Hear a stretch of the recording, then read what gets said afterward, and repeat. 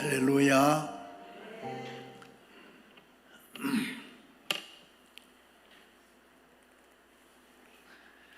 우리 목사님, 담임 목사님 말씀들 듣다가 오늘은 그 양념으로 조금 늙은 목사의 말씀 들으면 좋겠습니다. 우리 집에서 어린아이가 태어납니다.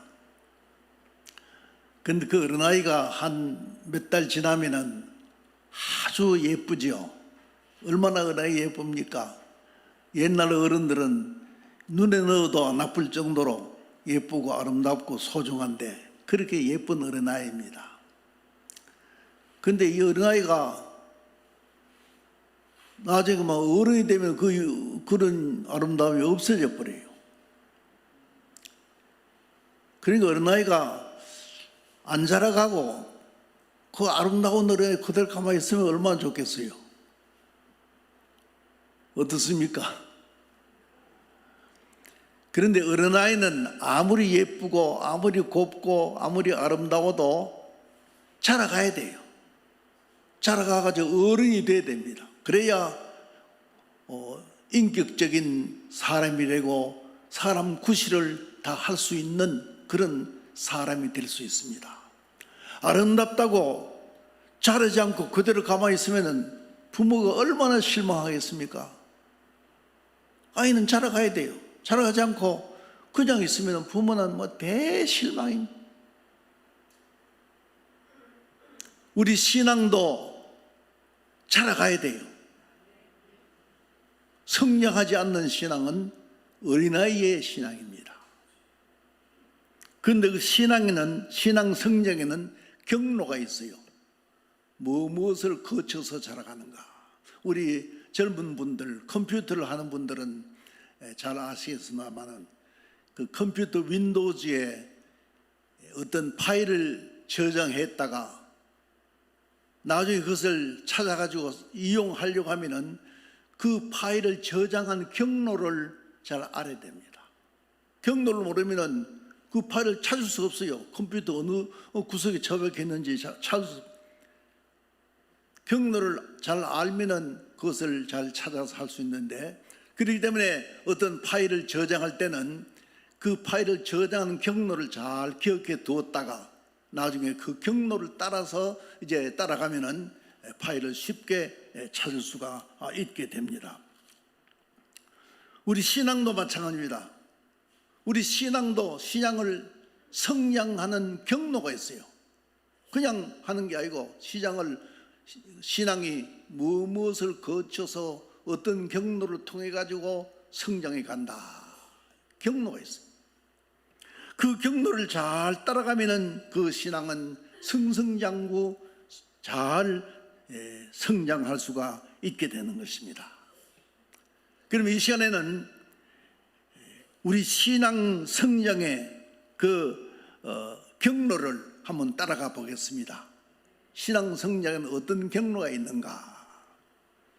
실제로는 신앙 성장의 경로는 소위 그 엔트로피 법칙이라는 게 있습니다. 엔트로피 법칙. 이것은 자연과학에서 이 엔트로피 법칙이라는 게 있는데, 엔트로피 법칙은 자연과학 중에도 열역학의 법칙입니다.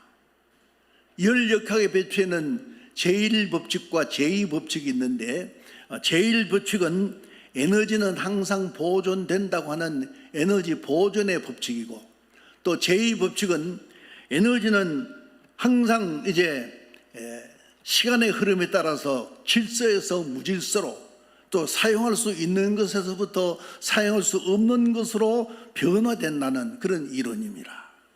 이 법칙의 핵심 원리는 에너지의 물질의 형태 변화는 오직 한 방향으로 이루어진다. 열은 높은 곳에서부터 낮은 곳으로 흐르고, 모든 물질은 사용할 수 있는 것에서부터 사용할 수 없는 것으로, 또 질서 정연한 것에서부터 질서 무질서한 것으로 상태로 변화간다. 그리고 그 되돌림은 불가능하다 하는 그런 이론입니다. 이를테면은 모든 것이 다 무질서한 상태가 되려는 그런 경향이 있다는 것입니다. 그래서 계속 변화하는, 퇴화하는 그런 경향이 있는 것입니다. 어떤 책에 보니까 100가지의 그 사물의 법칙이 있는데 그 중에 한 가지를 보니까 모든 존재하는 것은 다 퇴화하고 있다, 그렇게 한 것을 보았습니다. 우리의 모습도 그렇습니다. 처음에는 책상이고 방이고 또 차 안이고 깨끗한 상태이지만은 조금씩 지저분해지기 시작하다가 그러면 나중에는 어느덧 그 상태에 그만 무감각해지고 또 거기에 적응해지는 자신을 보게 됩니다. 제가 한 62년 전에 이 석병교회 개척할 당시에 처음으로 자전거를 샀어요. 그때는 여기 버스가 뭐 하루 한 번씩 왔다 갔다 대구까지 왔다 가는데 시간이 잘 안 맞고 해서 구룡포에 가려면은 걸어 다녔는데 처음으로 자전거, 그것도 중고 자전거를 하나 샀는데 이 비포장 도로에 구룡포 한번 갔다 오면은 자전거에 먼지가 뽀얗게 묻습니다. 그런데 그걸 갔다 오면은 기름 걸려 가지고 그걸 깨끗하게 닦아 가지고 아주 깨끗하게 닦아 보관했다가 또 한 번 갔다 오면 또 닦고, 얼마나 애착이 가고 닦는지. 그런데 그것이 오래 못 가요. 그럼 나중에는 먼지가 묻었거나 말거나 그냥 놔뒀다고 또 타고 다니고 그렇게 합니다. 자동차도 마찬가지죠. 처음에 샀을 때는 막 새 차들고 번쩍번쩍하게 아주 아름답게 하는데 나중에 되면 뭐 세차도 잘 안 해요. 비가 와가지고 자연 세차하기를 기다리고 있습니다. 우리 신앙에도 마찬가지입니다. 처음에는 열정을 보이다가 나중에는 얼마 못 가서 무질서해지는 모습을 발견하게 됩니다. 작심사흘이라는 말이 있습니다. 우리가 새해가 되거나 어떤 계기가 있어서 무슨 결심을 하고 어떤 계획을 세워도 그것이 얼마 못 가서 무너지고 마는 그런 경우가 많이 있습니다. 이것을 우리는 신앙의 엔트로피 법칙이라 그렇게 말할 수가 있습니다. 사랑하는 성도 여러분, 우리는 내 신앙생활이 있어서 무질서해진 부분은 없는지, 기쁨과 감사로 채워져 가는 그런 신앙이 되고 있는지, 또 신앙이 점차 해이해지는 그런 상태는 아닌지, 처음의 열정이 이제 식어지지는 않는지 우리는 살피고 돌아볼 수 있어야 되는 것입니다. 우리 모두 엔트로피 법칙이 제로가 되는 그런 신앙이 되어야 되는 것입니다. 시종일관이라는 말과 시종여일하다는 그런 말이 있습니다. 처음부터 끝까지 한결같이 하는 것을 시종일관이라고, 또 처음부터 끝까지 변치하냐고 처음과 나중에 같은 것을 시종여일하다고 그렇게 말을 합니다. 시간이 흐르거나 환경이 변하거나 어떤 환경에서라도 변치하냐고 한결같이 하는 것을 시종일관이라 하고 또 시종여일하다 그렇게 말을 합니다. 요한계시록에 보면은 승천하신 예수님께서 초대 7교회에 편지를 보냈는데 그 중에 맨 먼저 에베소 교회에 말씀을 주었습니다. 에베소 교회가 처음에는 악한 자들을 용납하지 아니한 것과 또 자칭 사도를 하되 아닌 자들을 시험하여 그 거짓된 것을 드러낸 것과 주의 이름을 위하여 견디며 참고 게으르지 않은 것을 안다 그렇게 말하고, 그 다음에는 책망을 해주셨는데 한 가지 책망을 주셨어요. 에베소 교회가 처음 사랑을 버렸다 그렇게 말씀. 처음에는 그 열심히 있고 열심으로 사랑하고 가다가 그만 세월이 흐름에 따라서 그 사랑이 식어졌다는 것입니다. 대개 보면은 처음에는 열심히 있다가도 이제 시간이 흐름에 따라서 그 열심이 점차 식어지기가 일쑤입니다. 특별히 우리 목사나 장로 또 집사나 권사님들이 처음에 이제 안수받고 임직받을 때는 큰 눈물을 흘리면서 감격해 하다가도 그만 시일이 지남에 따라 그 감격이 다 없어지고만, 우리는 다시 한번 오늘 본문 말씀에 있는 대로 나 자신이 과연 신앙에 서 있는지 자신을 시험하고 자신을 확증하는 그런 우리 성도들이 되어야 됩니다. 내 신앙에 무질서해진 부분은 없는지, 기쁨과 감사로 채워지는 신앙인지, 신앙이 점차 해지지는 않는지, 또 신앙의 열정이 식어지는 않는지 우리 자신을 돌아보면서 자신을 살펴볼 수 있어야 됩니다. 그런데 그렇게 되기 위해서는 소위 그 마이너스 감도가 강해야 됩니다. 민감해야 됩니다. 사회학에서 그 마이너스 감도라는 말이 있습니다. 사람이 무엇인가 잘못되고 또 무슨 역경에 처해 있는 것을 느끼는 그런 감도, 그것을 마이너스 감도라고 합니다. 어떤 사업을 경영할 때 사업의 성패나 또 인생의 성패가 마이너스 감도를 가졌느냐 못 가졌느냐, 많이 가졌느냐 적게 가졌느냐에 따라서 좌우되는 것입니다. 이조시대 그 현종왕 때 호조 판서 김좌명의 그 사동에 최술이라는 청년이 있었습니다. 그런데 이 사람이 아주 필제가 좋았어요. 그리고 필제가 좋아서 그 호조의 서리로 특채된 그런 경우가 있었습니다. 그 덕분에 이 사람은 돈 많은 집에 사위가 돼가지고 살림도 아주 넉넉해지고 잘 살았습니다.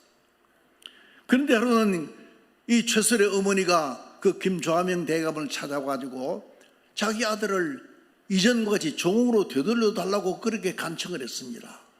왜 그러냐고 물으니까 이제 그 어머니는 종으로 있을 때는 그래도 그 벌이로 모자가 그런 대로 먹고 살면서 책도 뒤적여 공부도 하더니만 지금은 배가 불러가지고 이제 책에는 먼지가 소복하고 또 뱅어국도 부자들만 먹는 뱅어국도 맛이 없다고 상을 물리고 있으니 이렇게 사치심이 부풀어 가다가는 나라의 재물에 손댈 것이 뻔하니 의미로서 그 자식이 죄 짓는 것을 어찌 보고만 있을 수 있겠느냐 하는 그런 의미 있어요. 말하자면은 상실된 마이너스 감도를 되돌리려고 하는 그 어머니의 간절한 그 사랑의 발로였습니다. 운동선수들을 보면은 처음에 그 챔피언이 되고자 하는 운동선수들은 하나같이 마이너스 환경 속에 살면서 마이너스 감도가 유별나게 강한데 예외가 없다고 합니다. 그런데 일단 챔피언이 되고 나면은 그만 마이너스 감도가 아닌 플러스 감도가 강해져 가지고 스타로부터 탈락하는 그런 경우가 많다는 거죠. 그 예로 아시아 올림픽 때에 참 스타로 떠올랐던 많은 그 챔피언들이 정작 서울 올림픽 때에는 그만 기대를 저버리고 그 스타로 탈락하고 각광받지 못했던 일이 바로 그 좋은 예라고 하는 것입니다. 우리나라의 경장급 복서 챔피언 가운데 그 유명으로 하는 그런 선수가 있습니다. 이 유명한 선수가 복서 챔피언을 따가지고 15차나 방어에 성공을 했습니다. 15차. 뭐 두 번, 세 번 하기도 힘든데 15차나 방어에 성공을 했어요. 이렇게 15차나 세계 타이틀을 가지고 있었으니까 참 돈도 많이 벌었을 것이고 또 플러스 감도도 생길만 한데, 그러나 그 후로도 그는 계속해서 헝그리 복서 시절, 배고픈 시절의 그 시절을 생각하고 그 모든 의식주 생활을 옛날 그대로 그래하고 또 전철을 타고 다니면서 항상 자기가 약세라던 그런 입장에서 훈련을 계속해 왔다는 것입니다. 피나던 그 마이너스 감도 유지가 그 자랑스러운 기록을 유지할 수 있었던 비결이라고 보는 것입니다. 우리 신앙에도 마찬가지입니다. 우리 신앙에도 나는 아직 부족하다, 나는 더 많이 기도해야 된다, 나는 더 열심을 내야 된다, 나는 더 예배에 참석해야 된다 하는 자기 신앙에 채찍을 가하고 이제 신앙에 분발 매진하게 될 때 그 신앙은 참으로 성장할 수가 있게 되는 것입니다. 그러므로 우리는 더 열심으로 기도하고 더 예배에 열심으로 참석하고 더 전도에 열심히 하며 더 성경 말씀을 읽고 신앙생활을 더 열심으로 매진하는 그런 우리 신앙이 되어야 되는 것입니다. 그래서는 어떤 환경에서나 어떤 어려운 상황에서라도 시종일관, 시종여일하게 처음부터 끝까지 변치 않게 나아가야 되는 것입니다. 말하자면은 우리 모두 엔트로피가 제로인 상태가 되어져야 되는 것입니다. 그 다음에 두 번째로는 우리 성령의 신앙 성령의 경로에는 소위 그 카타르시스라는 원리가 있습니다. 카타르시스라는 원리를 따라가야 됩니다. 그리스어로 이 카타르시스라는 말이 있는데 이 말은 정화 또는 설사, 배설 이런 이제 뜻이 있는데 각 분야에 따라서 그 뜻이 조금씩 다르게 사용되고 있습니다. 그러니까 예를 들면은 문학에서는 비극에 등장하는 인물들이 그 비참한 운명을 보고 간접 경험을 함으로써 자신의 그 두려움과 슬픔이 다 해소되고 마음이 깨끗해지는 것을 뜻하고, 또 주인공들이 그 비극의 종말을 본 그 관객들은 눈물을 흘리면서 마음이 평안으로 승화됨을 느끼게 됐는데 이런 상태를 카타르시스라 그렇게 말합니다.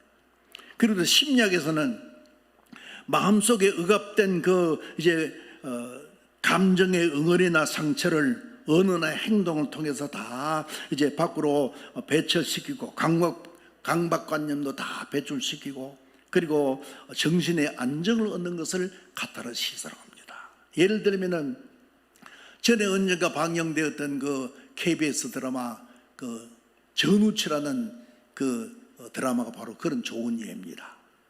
탤런트 김태인이 분장한 도사 전우치가 아주 신기한 도술로 그 탐관 오리들을 혼내주는 그런 장면이 나오는데 그때 그 시청자들에게 카타르시스를 준다 그렇게 말합니다. 옛날에 홍길동전이나 또는 임꺽정 같은 그런 영화들이 바로 그런 좋은 예라고 볼 수 있습니다. 증오심이나 분노 또 연민 같은 그 감정을 다 버리고 마음의 기쁨을 얻고 안정을 얻는 그런 상태를 가리킵니다. 그리고 의학 분야에서는 설사나 배설을 의미하는데 사람이 먹은 것이 있으면 그것을 다 배출해야 됩니다. 먹은 것을 배출하지 않으면 몸에 병이 생기고 사람이 살 수가 없어요. 옛날 그 이조시대 고종 황제 때 명성황후가 천신만고 끝에 왕자를 생산했는데 이 왕자가 학문이 없는 상태로 태어났어요.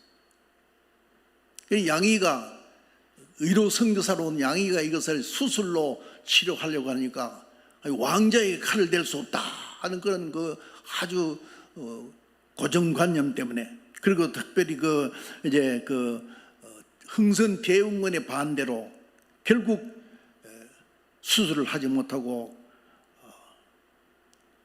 한약만 쓰다가 그냥 4일 만에 죽고 말았어요. 먹은 것이 있으면 그것을 다 배출시켜야 합니다. 그리고 사람의 위장 안에 뭐 해로운 음식이나 또는 소화되기 힘든 것이 들어가면은 그것을 빨리 배출시켜야 되는데 그것을 설사라고 합니다. 빨리 배출하지 않으면 몸에 해롭기 때문입니다. 이런 현상을 카타르시스라 그렇게 말합니다. 외국어를 소개해서 좀 미안합니다만은 이것을 우리 신앙적인 면에 적용해 보면은 아주 매우 유익한 뜻이 있는 줄 압니다. 우리 신앙적인 면에서는 사람의 심령이나 그 영혼에 어떤 좋지 못한 감정이나 악한 생각, 죄악된 요소가 침범에 들어왔을 때 그것을 빨리 제거시키고 그리고 말씀과 신앙으로 이것을 다 물리치고 그 영혼이 정화되는 것을 가르칩니다. 우리가 세상에 살다 보면 여러 가지 죄악의 요소들이 우리의 마음을 유혹하고 그리고 죄악에 감염될 때가 있습니다. 그럴 때 우리는 즉시 각성하고 그것을 물리치지 않으면 안 됩니다. 그것을 그냥 두게 되면 계속 우리 심령을 훼손하고 손상시키기 때문입니다. 우리가 매일 기도해야 될 이유, 매일 성경 읽게 될 이유, 매일 예배에 참석하고 매일 예배에 하나님의 말씀을 들을 이유가 바로 여기 있습니다. 그래서 우리는 우리 영혼의 카타르시스가 그때그때 빨리 그리고 정확하게 이루어져야 됩니다. 그래야 우리 신앙 상태가 이제 바울이 고린도 교회에 권면한 것 같이 이제 항상 믿음에서 흔들리지 않냐고 굳게 서서 자라갈 수가 있게 되는 것입니다. 우리 현대 교회나 교인들을 보면은 너무 많은 것을 가지고 있어요.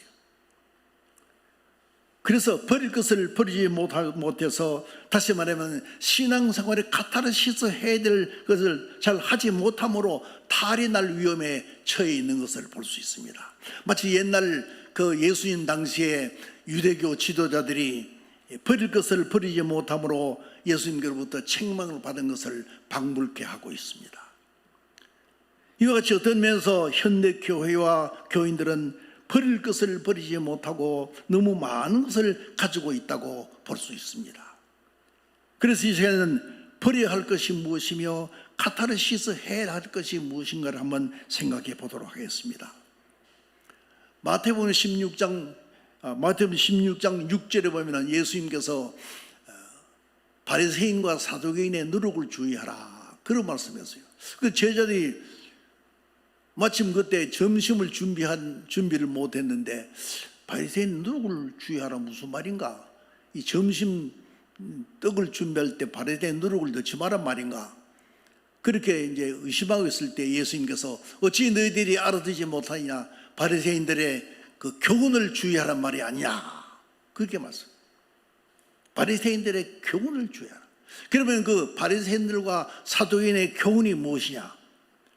마태복음 23장 1절 이하에 보면은 이에 예수님께서 무리와 제자들에게 말씀하여 이르시되 서기관과 바리새인들이 모세 위에 앉았으니 무엇이든지 그들이 말하는 바는 행하고 지키되 그들의 하는 행위는 본받지 말라. 그들은 말만 하고 행치 아니하는지라. 그렇게 봤어요.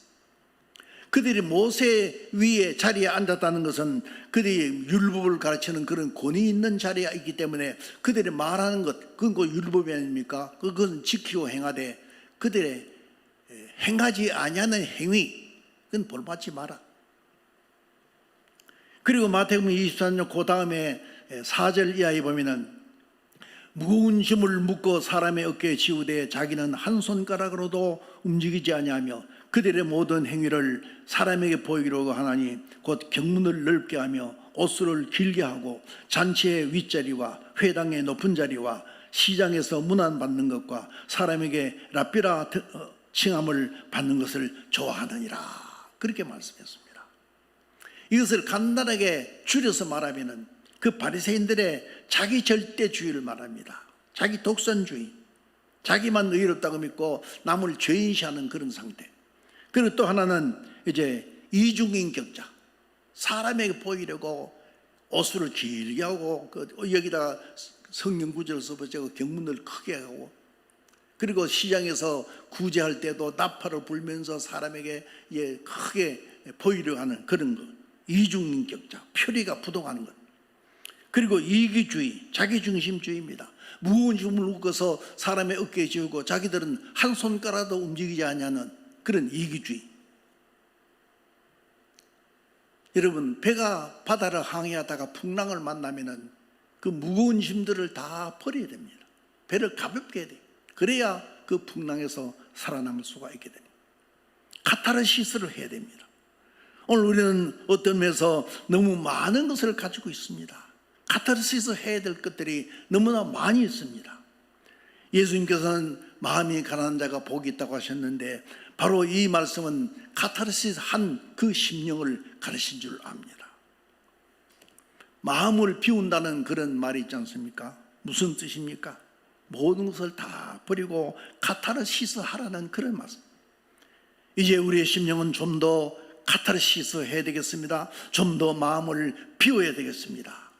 욕심도 비우고 근심 걱정도 비우고 미움과 증오도 비우고 교만도 자존심도 권위주의도 다 내려놓고 모든 것을 다 카타르시스 해서, 그래서 우리의 심령이 정화되고 가난한 마음이 되어 그 믿음이 성장해 갈 수 있는 그런 역사가 우리 믿음 가운데 일어나야 되겠습니다.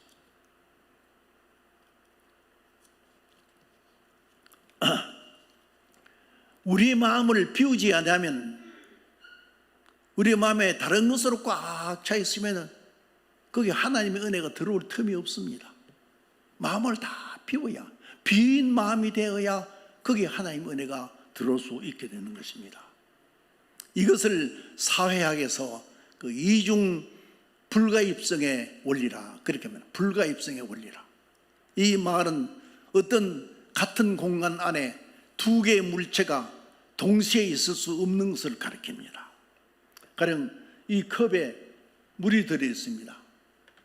물이 들어있으면 다른 물체는 들어갈 수 없어요. 물을 다 비워야 다른 물질을 넣을 수 있습니다. 이와 같이 우리 심령도 성령의 은혜와 세상에 속된 모든 것들이 같이 함께 있을 수가 없는 것입니다. 우리의 심령의 성령의 충만을 받으려면 우리 심령 속에 있는 세상의 모든 것들을 다 버려야 됩니다. 카타르시스 해야 됩니다. 그래야 우리 심령의 성령의 충만을 받을 수가 있게 되는 것입니다.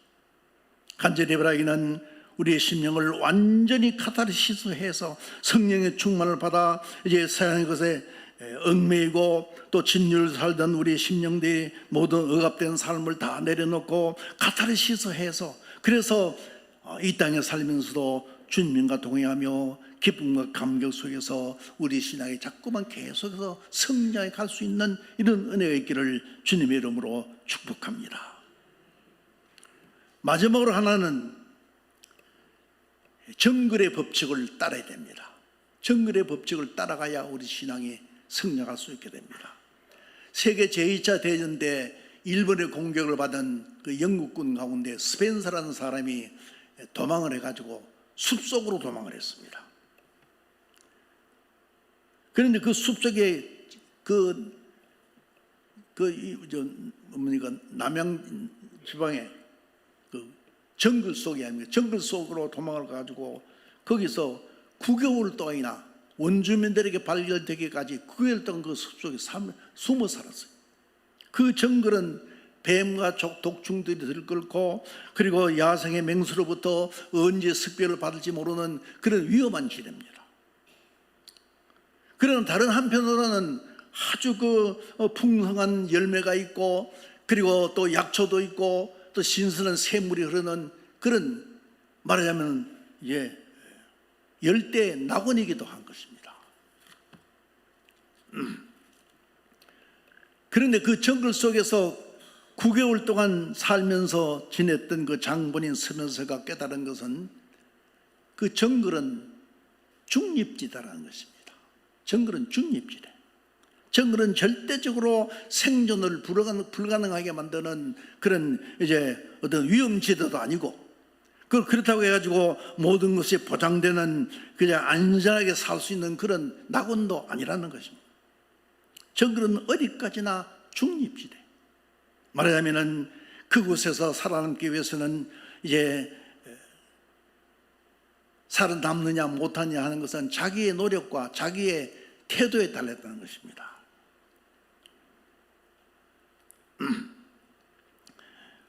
우리 인간의 삶이란 어떤 면에서 바로 이 정글의 법칙이 작용을 하고 있습니다. 정글에서 과감한 도전과 그리고 최선의 노력을 다할 때 삶의 길이 열리게 됩니다. 하나님 말씀 받아들이고 그 말씀을 따라 살 때에 길이 열리게 됩니다. 이 AP 용지죠. A4 용지, A4 용지에 비밀이 있습니다. 우리가 일반적으로 사용하는 A4 용지의 그 규격은 가로가 21cm, 세로가 29.7cm, 이게 A4 용지의 규격입니다. 그런데 이 A4 용지에는 특별한 비밀이 있어요. 21cm, 29.7cm에 되는 이 종이를 반으로 접으면 가로였던 변이 세로가 되고 세로였던 변이 가로가 됩니다. 그런데 그 가로 세로가 변해도 가로 세로의 그 비율은 변치 않는다는 것입니다. 반으로 접기를 계속해도 가로 세로의 그 고유의 비율이 변치 않는다는 것입니다. 사랑하는 성도 여러분, 참으로 변화무쌍한 이 환경 속에서 자신의 기본형을 유지한다는 것은 참으로 어려운 일입니다. 우리가 어떤 환경에 처할지라도 항상 변치 않는 우리의 신앙을 지킨다는 것은 참으로 얼마나 귀한 일인지 모릅니다. 온 세상이 다 정글과 같이 거칠고 황막한 세상이 되고 고난과 역경이 많고 환난과 시련이 많다 할지라도 우리의 신앙은 이 세상의 모든 죄악의 요소들을 다 이기고 물리치고 신앙을 지키며 신앙으로 승리하는 우리 성도들이 될 수 있어야 됩니다. 그러므로 우리의 신앙이 과연 신앙에 서 있는가, 우리 스스로 시험하여 우리 스스로 신앙을 올바로 살아가고 있는지 확증해 봐야 됩니다. 오늘 본문에서 같이 우리 신앙을 스스로 확정하고 스스로 시험해서 과연 우리 신앙이 흔들리지 않냐고 굳게 서서 자라가고 있는지 우리 스스로가 살펴보아야 됩니다. 예수님께서 말씀하시기를 내가 올 때 믿음을 보겠느냐, 그런 말씀이었습니다. 이제 우리는 우리 신앙이 날마다 성장하고 날마다 자라가서 오늘 말씀드린 그 신앙 성령 경로를 잘 따라가가지고 주님 오실 때 성장한 우리 믿음, 자라간 우리 믿음을 보여드릴 수 있는 우리 성도들이 되시기를 주님의 이름으로 축복합니다.